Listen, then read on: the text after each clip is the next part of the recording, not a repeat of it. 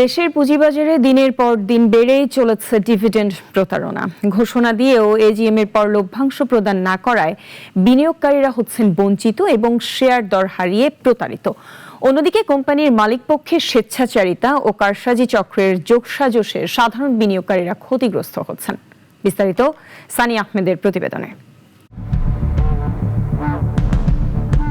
পুঁজিবাজারে একসময় দাপটের সঙ্গে প্রভাব বিস্তার করা ওরিয়ন গ্রুপ এখন পুরোই ব্যাকফুটে। 2024 সালে 10% ক্যাশ ডিভিডেন্ড ঘোষণা করল, পট পরিবর্তনের পর মালিকপক্ষ দিয়েছে গা ঢাকা, আর সেই ডিভিডেন্ড আজও দেয়া হয়নি বিনিয়োগকারীদের, যে কারণে এই ক্যাটাগরি থেকে নেমে এসেছে জেড ক্যাটাগরিতে।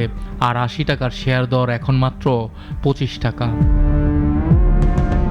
বাংলাদেশ প্রিমিয়ার লিগ বিপিএল এর সবচেয়ে টাকা উড়ানোর টিম হিসেবে পরিচিত ফরচুন বরিশালের মালিক মিজানুর রহমান, কিন্তু পুঁজিবাজারে সে মিজানই সবচেয়ে কৃপণ, প্রতারক ও গেমলার হিসেবে বেশ পরিচিত।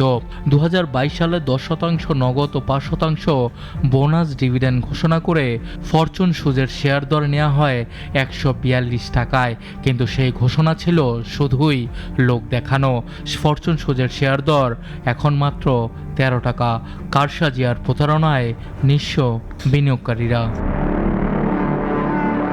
ফরচুন সুজের মতো একই প্রতারণার আশ্রয় নিয়েছে আফতাব অটোমোবাইলস লিমিটেড।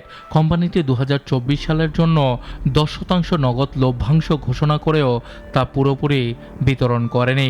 কারসাজির আরেকটি উল্লেখযোগ্য আইটেম জেনেক্স ইনফোসিস মাত্র 3% ডিভিডেন্ড ঘোষণা করেও তা প্রদান করেনি।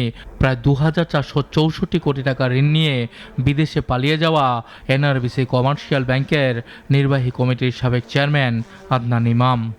ডিভিডেন্ড ঘোষণা করছেন, 10% জনগণ মনে করলো কোম্পানিটা তো এক ক্যাটাগরিতে যাবে, আমার ইনভেস্টররা মনে করলো এটা এক ক্যাটাগরিতে যাবে, কিন্তু 30 দিনের মধ্যে আপনি ডিভিডেন্ড দিলেন না, কমপ্লায়েন্স দিলেন না, আপনাকে আবার জেড ক্যাটাগরিতে নামিয়ে দেওয়া হলো। তাহলে এতে ক্ষতিগ্রস্ত কে হচ্ছে?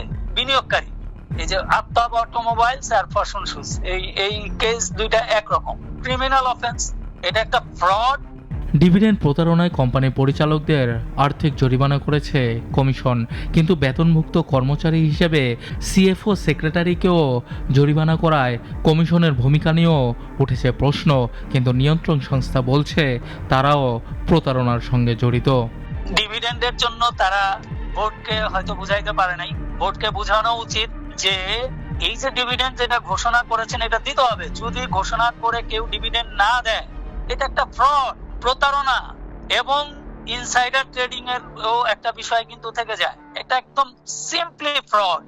ডিভিডেন্ড ঘোষণায় ক্যাটাগরি পরিবর্তন সম্ভাবনায় কারসাজি করে যাচ্ছে একের পর এক কোম্পানি, আর দিন শেষে প্রতারিত হয়ে নিজেদের পুঁজি হারাচ্ছেন বিনিয়োগকারীরা। সানি আহমেদ, নাগরিক, ঢাকা।